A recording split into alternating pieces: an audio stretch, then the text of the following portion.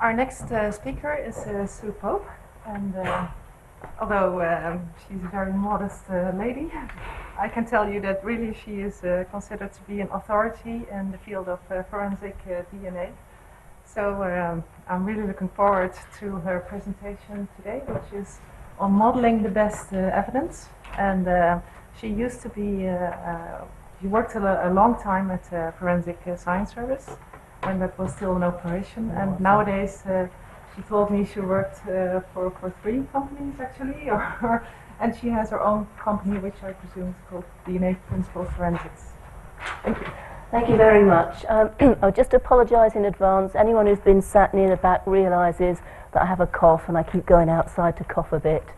So hopefully I can get through this without too much coughing.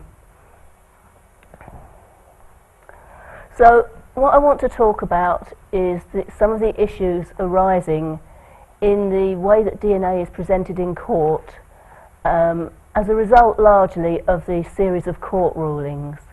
So the sort of profiles I'm talking about, this one here, this is a complex mixture. You can see that at some areas there are multiple alleles indicating multiple donors, and we've already heard about some of the difficulties of trying to assess how many donors.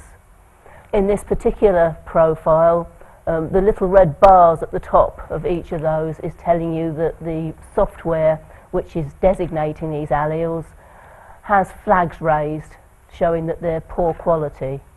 And there's actually only one of the areas at all that doesn't have a red flag here. There's also an issue with profiles like this where you're looking at the relative amounts of peaks, similarly to the profile on the cap that you were hearing about from Bill Thompson earlier. Some of these are very weak, and there's definite imbalance. The question here is this a mixture at all? And also relevant, I think, particularly to the cap, is the idea that when you repeat the test, and what you can see here is each of these pairs is the same sample taken from the same tube and just tested twice. And you can see that there are instances where a peak appears once and doesn't appear the second time. And there are instances where the relative proportions of the peaks swap round completely. So the idea that forensic scientists, because of their experience in looking at these profiles, can give very confident interpretations of some of these poor quality profiles, I think is asking a lot of the scientists, and it's asking even more of juries and judges to actually look at these and make decisions themselves.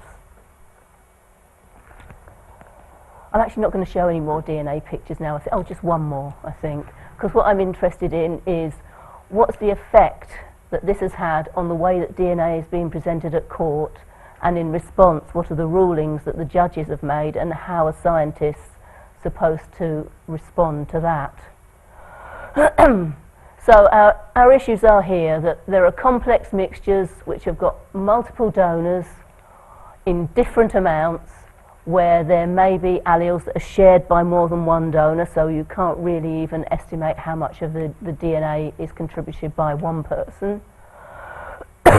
We have partial profiles and we have degraded profiles, and again the cap example is a very good one, where what was quite strong at the beginning of the profile, as the DNA got longer and longer, the longer bits of DNA break down quicker and the profile gradually disappears.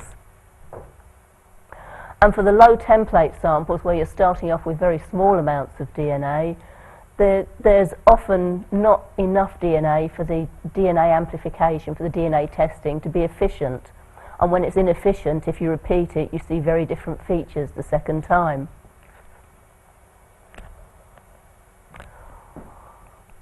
There is no means of getting guidance from the court, and I'm largely, not entirely, but largely talking about the UK here because it's what I know most about. There is no way in advance of getting guidance from the judiciary on what it is they want to see, how they want evidence to be presented, what they want to hear from the scientist. That applies to all new techniques, whether it's an improvement in the DNA test or an improvement in the software being used to interpret or provide likelihood ratio calculations. Mainly, you have to rely on the appeal court providing you with guidance, and the guidance that you get mostly there is, what do you want us to do? We don't know, but not what you did there. And you have to try and deal with that. And there's no way of proactively getting this guidance. You only get an appeal court ruling because there was a particular case with a particular feature which someone thought was a particular issue which needed a court ruling. You cannot generate a court ruling by saying we need a ruling on what constitutes sufficient validation, for example. Within the UK, the Forensic Science Regulator has been producing codes of practice, and the aim of those has been to provide scientific organisations with some guidance on what is likely to be acceptable. And she does have input from the judiciary, and at the moment that's the closest that there is to anything proactive that gives you an idea what will be acceptable in any particular technique.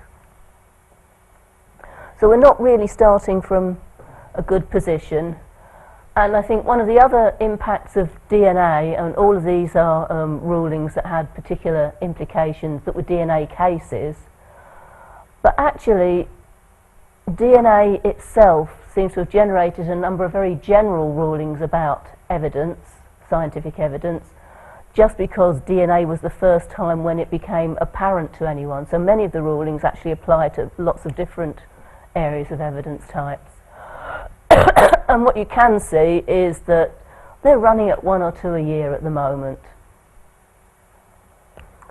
Obviously this is true in other jurisdictions as well, and there's a number of other rulings also about DNA, many of which similarly have more general impacts on the way that evidence is given.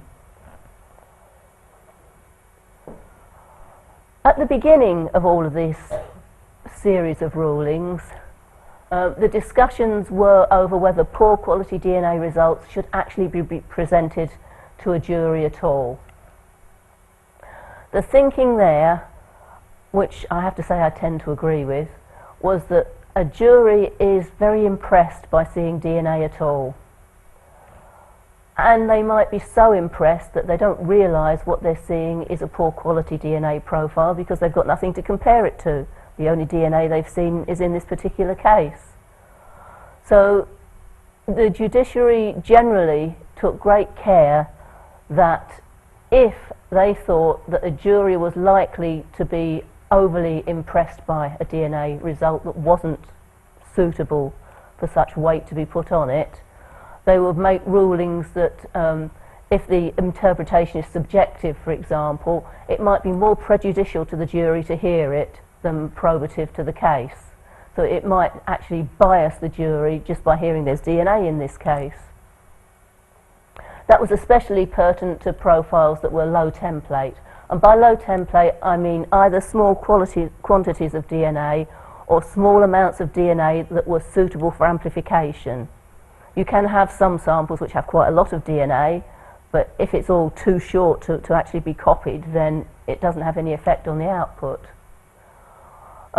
Where the profile is poor quality, one of the questions, and it's certainly the question that I would have had in the profile on the cap, is how confident are you that you've detected all of the alleles? You know that you haven't detected them at some areas. How confident are you at the areas where you have some alleles that you've detected all of them? I don't see how you can give a very reasoned assessment of the number of contributors just because of that. What was also apparent was that in efforts to try and get the best possible DNA result, the profiles were being tested multiple times. And actually sometimes more is not always better. What you were seeing is that 4 or 5, maybe 6 versions of a profile from the same sample, which were just all over the place.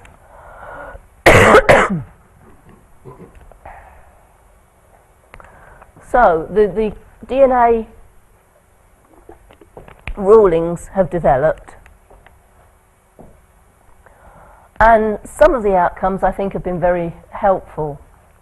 There have been rulings that have looked at the way that DNA mixtures are interpreted and the DNA statistical approach. There have been rulings about the use of low template methods and interpretation. There have been rulings about the evaluation of the absence of alleles in partial profiles. Not so much in the sort of complete absence as you could see in the CAP at the end, where there were just areas with no DNA peaks at all, but where you have some peaks and you're trying to compare a person that is not completely represented. How should you assess that? And so some of the rulings have been very helpful. They have led to the development of specialist DNA calculation software, replacing the much simpler software that was available previously, which have been very beneficial. And there have been rulings about validation, which I think are helping to structure how validation ought to be done. So they have led to the development of improved methods and software, but the more recent rulings have moved away from these very positive things, and I would argue have taken us a step backwards by saying actually the scientist is the one who's good at this, which I'd love to agree with. Therefore we'll just take their opinion anyway, even where there isn't any calculation to be done. And I think that that is what's currently causing issues with the presentation of DNA evidence in court. So many of you will be familiar with these cases. I'll just go through a few of them. In this particular one in 2007 is a terrorist case in Northern Ireland.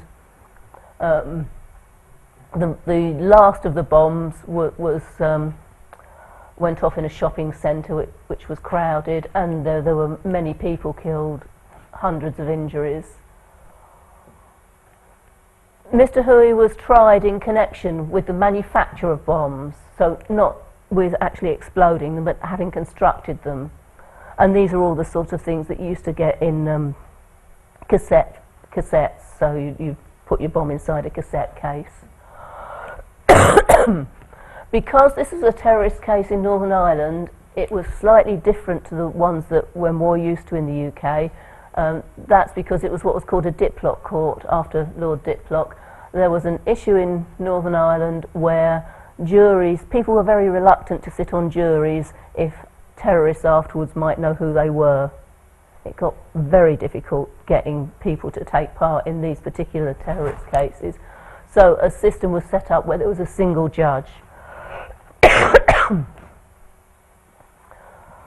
And in his judgment, Mr. Hui was acquitted. There were a range of issues raised. There were about how to sample and the potential for contamination for DNA and the use of sensitive DNA techniques. The one I want to talk about is the use of sensitive DNA techniques. And the outcome of that, after criticism of the techniques that were being used as effectively having been insufficiently validated, was that a report was produced on behalf of the Forensic Science Regulator, which made a number of recommendations. So Professor Caddy looked at all of the low template DNA profiling techniques, and he was asked to advise on whether these were scientifically valid.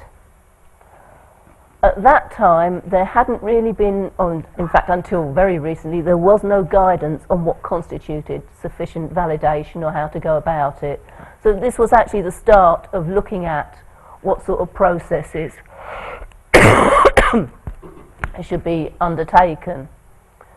He also looked at how to interpret results using best practice and how they should be presented to the customer and the court. The customer here would be, for example, police investigators who've commissioned the work in the first place.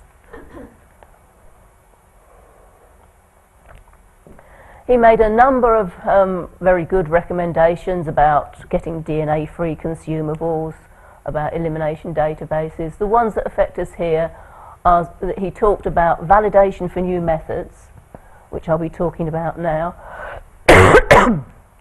He also suggested that there ought to be an open funding mechanism for research. I'll come back to that at the end and tell you the progress that's been made on that. And more recently, there have been other sets of guidelines. The Forensic Science Regulator in America, SWGDAM, in Europe, ISFG. In America as well, there's been the PCAST report, all of which are efforts to step outside the court and set guidance for organisations and scientists on what they need to have done to assure the validity of their interpretation and their methods and their software before going to court. And I do think that that's the best way of doing this. I think court is the worst place of all to have these discussions. It certainly can't do very much for the jury.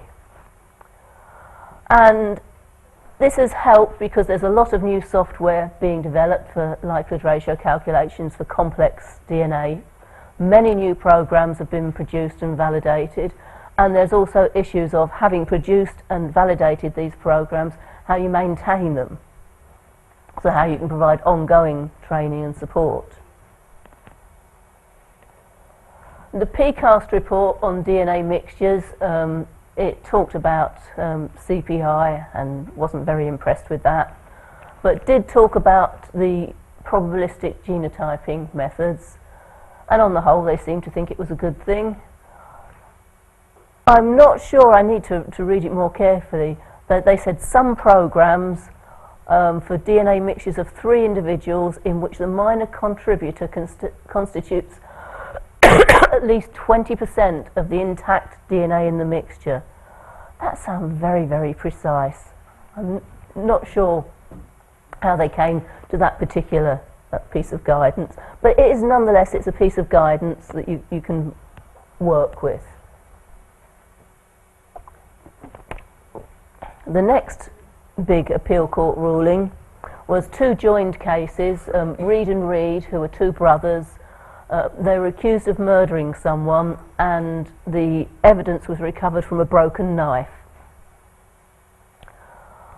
Because this was expected to be quite small amounts of DNA, the sample went straight to a specialist low template method.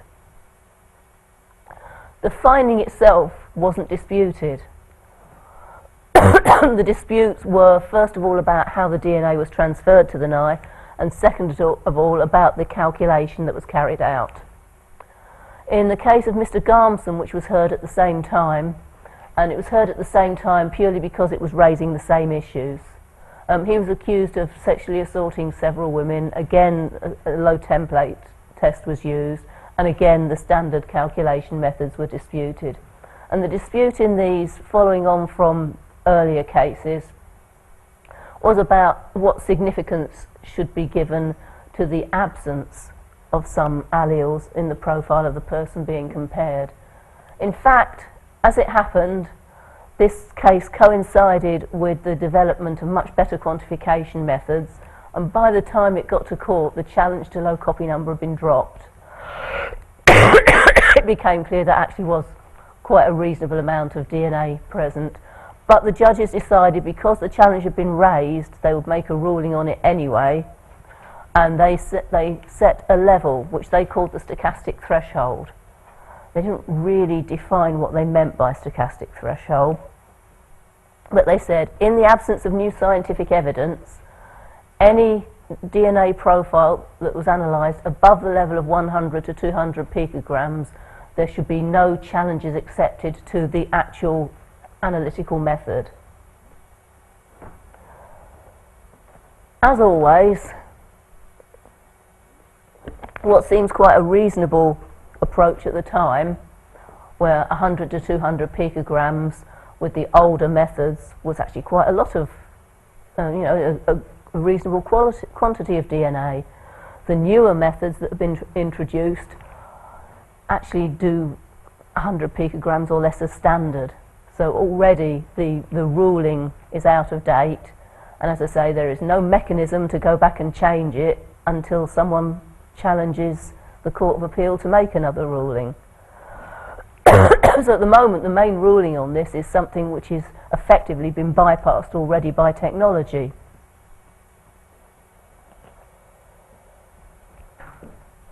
But since that time, the rulings have taken a slightly different approach. So in this particular case, the case of Thomas in 2011 is an allegation of a shooting. There was DNA recovered from a firearm. Firearms, like caps, are notoriously always covered in mixtures of DNA from several people. There was no statistical evaluation because the techniques available at the time were unable to cope with the number of potential contributors.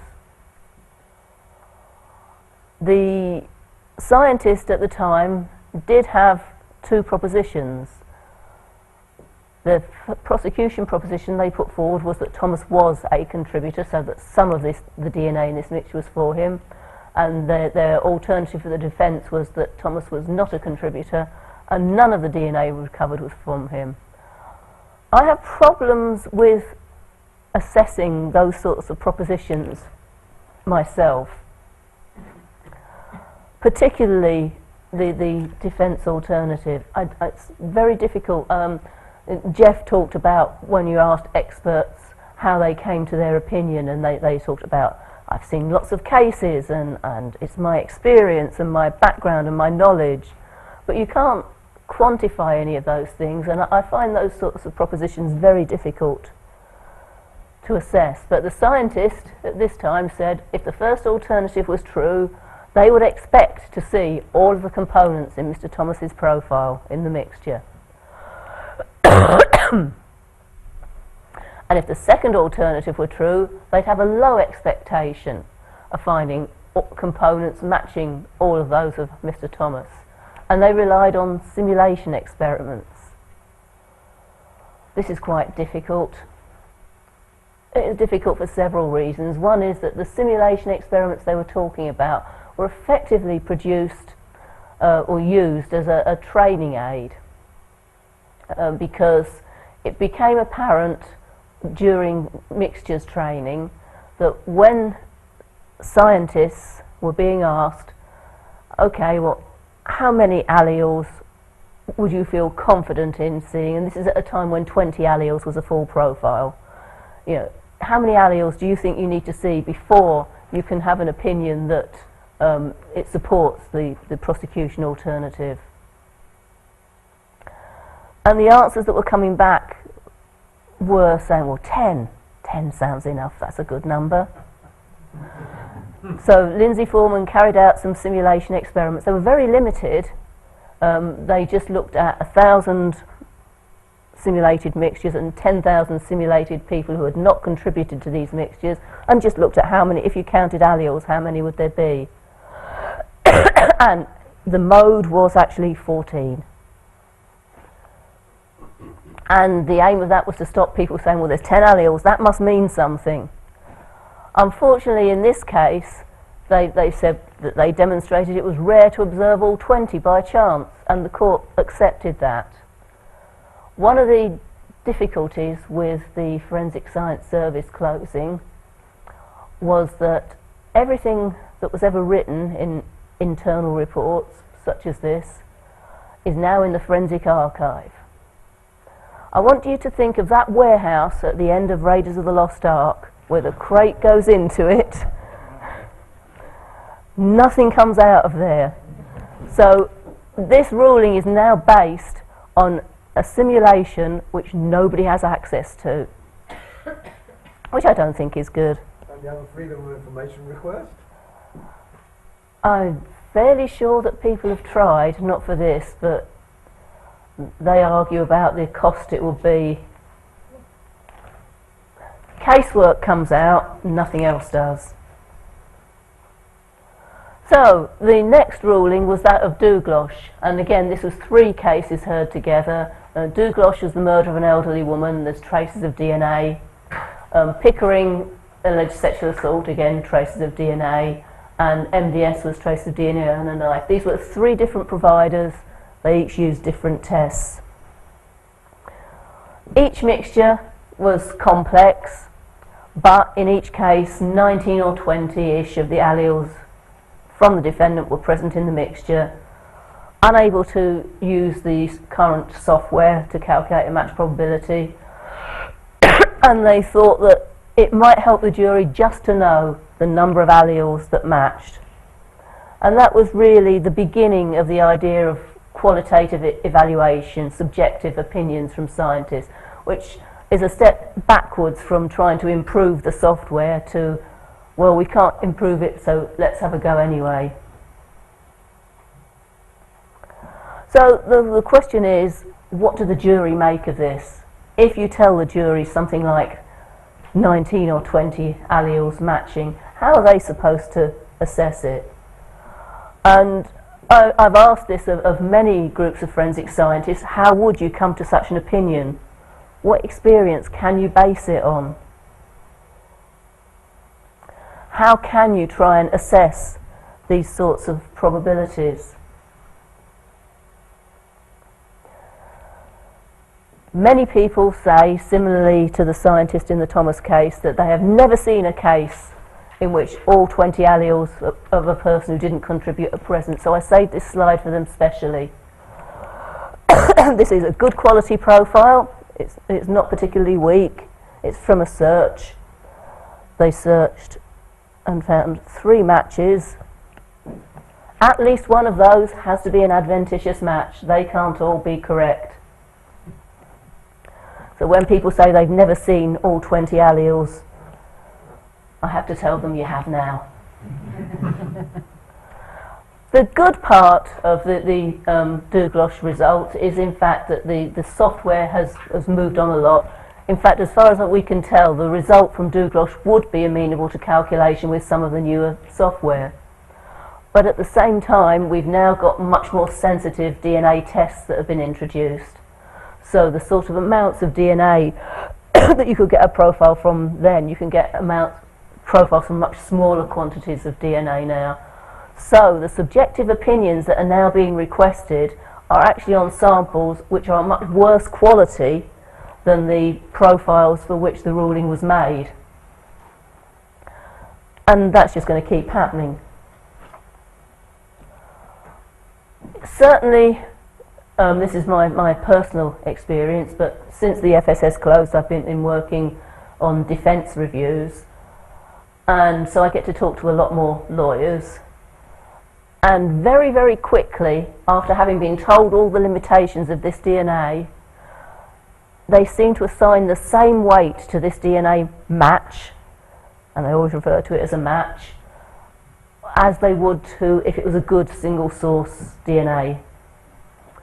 And they ask the client to explain, how did your DNA get onto this item? And when you work back the sort of amounts you're talking about, 50, 100 picograms, this is about 10 skin cells. I'd challenge anyone to account for how 10 of your skin cells got onto anything. And it's led to people talking about could have. This person could have been a contributor. And I don't think that's a very balanced way of producing an opinion. And then there's the question of how do you gain the experience needed. What seems to have happened for the courts is that they start from a position of how long have you been a forensic scientist? How many complex DNA mixtures have you seen? I've seen thousands. I'm still not convinced that I'd be very good at this.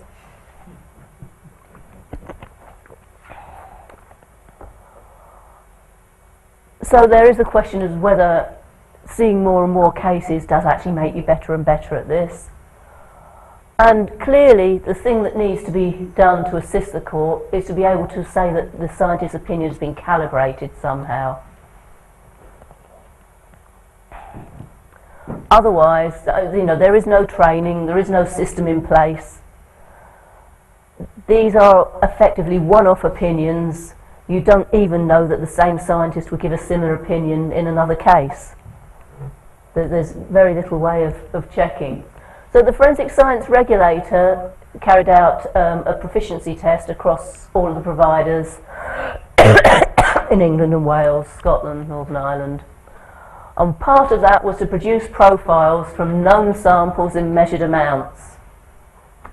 One sample, we managed to put some artificial drop in and artificial drop out.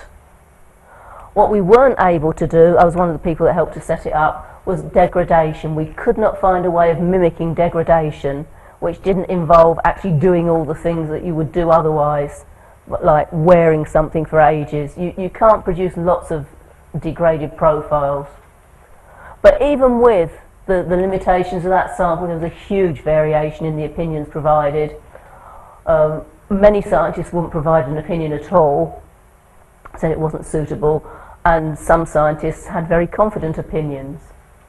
Currently, there's only one of the providers in the UK which will offer qualitative opinions, and they have, to their great credit, tried to carry out some calibration. But what they can't do is inter-laboratory comparisons, because there's only one of them. And they haven't published this yet, but what they're finding is that where you've got a profile where a likelihood ratio could be calculated, they can show that some scientists are very close to the same opinion as would have been produced if it had been. Interestingly, there's no obvious relationship to the number of years of experience or the number of profiles seen by the scientist and how close their opinion is to those where it could be calculated, which does throw some doubt on the basis for giving these opinions at all. If we're going to do this, we need to calibrate against other subjective opinions, because all that's been calibrated at the moment is those samples where a calculation could be done. That's now being extended to, because I can do this part, then I can move over, and even though the profile here is poorer and poorer quality or more and more complex, because my opinion's reliable here, my opinion is always reliable. And we, as I say, we have difficulties of producing ground truth known samples, and so the closest equivalent has been to use casework samples. But in the casework samples, you don't know. You can try and find casework where it's not a controversial sample, but you actually don't know who has contributed and how much they've contributed to these samples. So I don't think that they're a wonderful way of doing it. So the FSR, the regulator, has talked with experts about providing standards and about the sort of work that might be needed to calibrate subjective opinions, and one of the points is it really worth it? That will be a huge process involving multiple production of samples, multiple checks between people and between organisations. Is it really worth trying to calibrate these subjective opinions? Wouldn't we better off actually putting the work into producing more models for interpreting them and more software to help with the interpretation? So I talked about software, and just briefly, there was a recent case in America which interacts with some of the other work that's being done at the moment by the regulator. This is the Oral Hillary case, where a young boy's been murdered. There's a DNA mixture from under his fingernails, and there was a hearing on the admissibility of two different programs, and it was effectively playing off one program against another. And the PCAST has given some guidance that the validation ought to include studies by multiple groups not associated with the developers to investigate the performance. It's very easy to say that, but it's very difficult to see the mechanism by which all of these independent groups would be there ready and willing to carry out this validation. In the Douglas case, one of the issues there was validation, and the judges in that accepted that techniques would be validated, but they want their work to be carried out to the extent that scientific opinion speaks with one voice. I think that's going to take a long time before scientific opinion speaks with one voice. So what the forensic science regulator's been doing is looking at the options for validation. And there's really three sorts of software. One is where the entire thing is outsourced, so you send your profile to someone to do a calculation for you. One is where an organisation has developed everything in-house from start to finish. And one is where there's a licence, so that there is a programme which is properly supported. All of these have costs, they're just different costs of different budgets. Outsourcing or getting a licence involves a cost up front, it's very obvious to the budget holder. In-house or using freeware involves cost to the organisation of training and support for their staff. None of them are free. It's not possible to say effectively this programme is acceptable and that programme is not without having some standards. So what the regulator's code of practice is doing is trying to define whose responsibility each of the stages is. And I think that might have been one of the issues in the case in America as well, in the Oral Hillary case. So there are different stages here, from defining the user requirement through the validation of the model, functionality, the various paperwork that's needed and the plan to implement it. And it's defining, for example, if you're using third-party software, then you're responsible for all the bits in blue. But if you're developing third-party software, if you're actually using it, then the system validation and the implementation plan are the responsibility of the laboratory.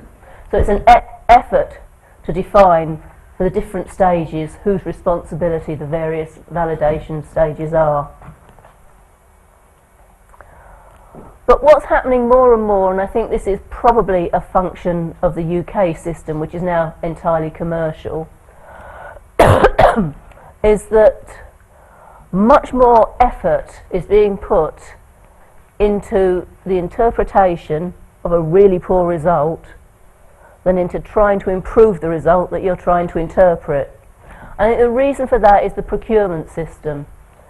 If you end up carrying out a lot of work on the DNA sample, you don't get any extra money, even though the extra work might be costing a lot of money for the laboratory.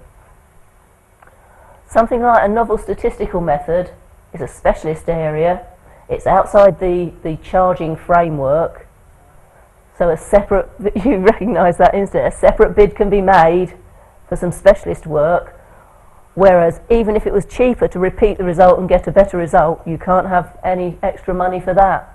So what that's encouraging, I think possibly not to the great benefit of the methods that are being used, is that the specialist methods are more likely to be used for the poorest quality results in the most important cases.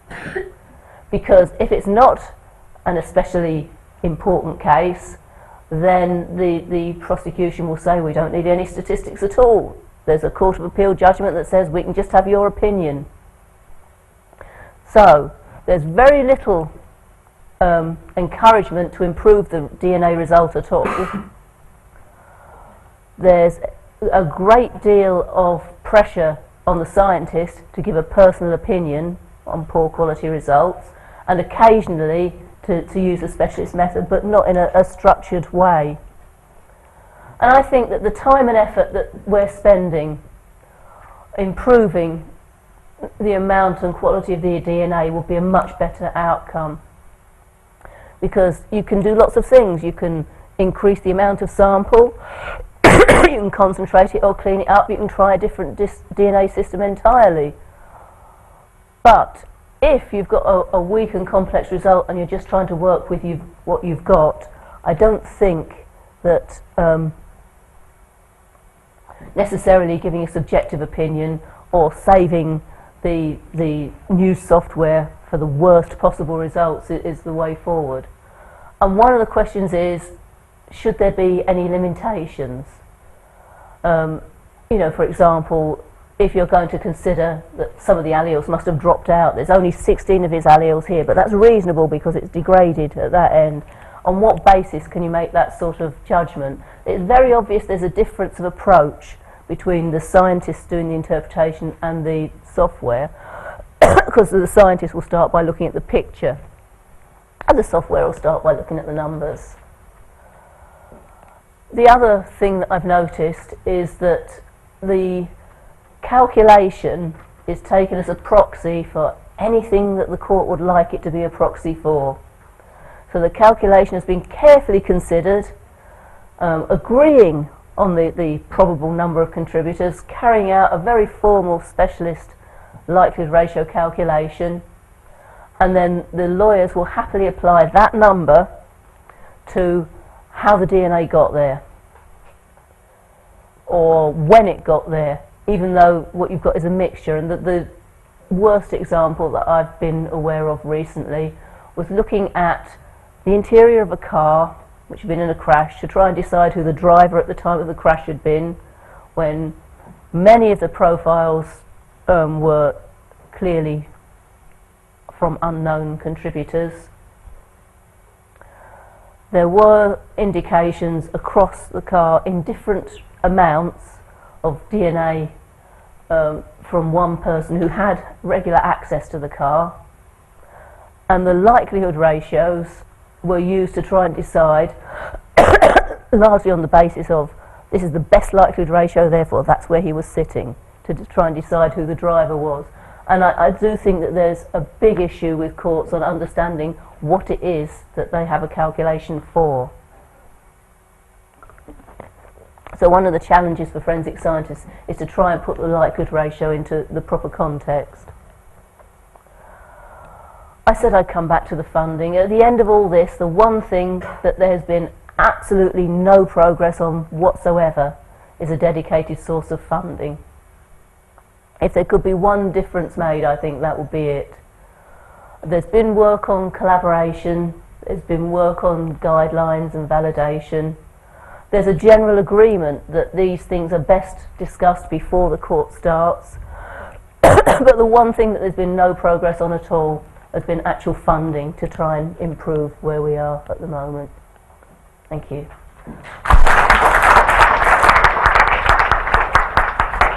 I'm actually stunned that I didn't have to go out coughing in the middle of that. Any questions?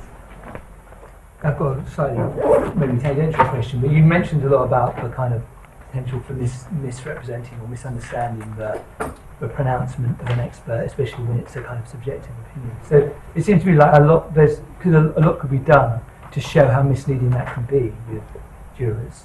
You don't actually have to kind of there's a lot of kind of like psychological work that you could do which would strengthen, but it doesn't seem to me that that work's been done. There's two problems. I mean, one is getting the work done, and the other is how do you get the people that need to understand it to read it. Publishing in scientific journals is not going to have any impact on lawyers.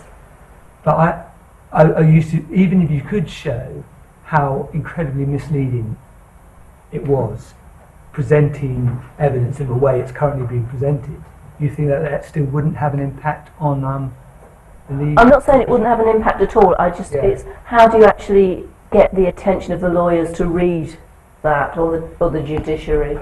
Well, I imagine first you need to do the work. First of all, yes. I can't see that. That's never going to be a bad thing, doing the work. No, obviously. but that needs to be done because, I mean, it would strengthen. I mean, a lot of what you're saying would, I think, be incredibly strengthened if we could show how incredibly misleading it is. But at the moment, it's more just people are just expecting it to be very misleading without really knowing. Yes, sure it's very disjointed. As I say, without a dedicated source of funding and a plan for research, it's very difficult to make sure that things aren't falling down the cracks, and I think they are. So it's not just funding for better DNA on that side. It's not. No, the DNA technical stuff will happen anyway. Yeah, exactly. But it's on the interface with. Yes. And that seems to me that there's actually nothing done on that. No, very little. Any other questions? It seems like a good use of government funding might be to create known source databases of large numbers of known source mixtures at various levels of degradation that could be used for purposes of validating either the subjective judgment of experts or these various systems. I mean, it sounds like we don't have a lot of good ground source data. Do you see any prospect for doing something like that, and would it be useful in your opinion? Or I fully agree it'd be useful, but at the moment, and there's several people here who probably know more about this than me, the process of trying to attract funding for forensic research is very difficult. It's much easier to find funding for, I'm going to have a wonderful new DNA technique that's going to do this. It's much harder to find any funding from, I'm going to look at what people think of this new DNA technique when they hear about it. And there's no obvious place to go to get the funding. I think government funding, it's all going to the NHS, isn't it? I think in the U.S., if an appellate court rejected DNA evidence for a while, that would create a crisis and funding would flow. That was what happened in the early '90s with validation of the early statistical software. So I can't see any way that it wouldn't be the same here. It would need some sort of a crisis before the funding happened. I think we need a crisis. There is one more question. Yes, I was surprised you seem to say nobody has done any research into how DNA degrades. No. There's lots of research done into it. It's hard to simulate. You can't simulate it in made-up, known casework samples. We've tried. It's been tried, and they don't look the same. They don't behave the same. The only way to look at how DNA degrades is to spend years letting it degrade. Can you accelerate these degradations via temperature? What's been, yes, I can see people saying yes. Yeah, that's the sort of thing that's been attempted, but accelerating it doesn't really produce something that looks the same. No, you're agreeing. If there are no more questions, David had one. So I just had a very small point, and because you raised this thing about the PCAST report recommendation of a minimum of 20%, and it seems very bizarre where that 20% came from. But also just I wanted to add the comment that it's pretty silly to have a restriction on the number of contributors at the minimum level anyway, because if the peaks from the contributor of interest are at a certain height, you can have 100 contributors at a much lower level, and it's essentially not 100, but you can have several at a much lower level, and it essentially doesn't matter. So any such restriction like that isn't really very meaningful unless you focus on and the 20% as well. Yes. Yeah, I mean, when I talked about the 100 to 200 picograms, it's been overtaken by events. The same thing will happen with the 20%. It will be overtaken by events. Okay, well then I'd like to close this session. Thank you very much, Sue, for a very interesting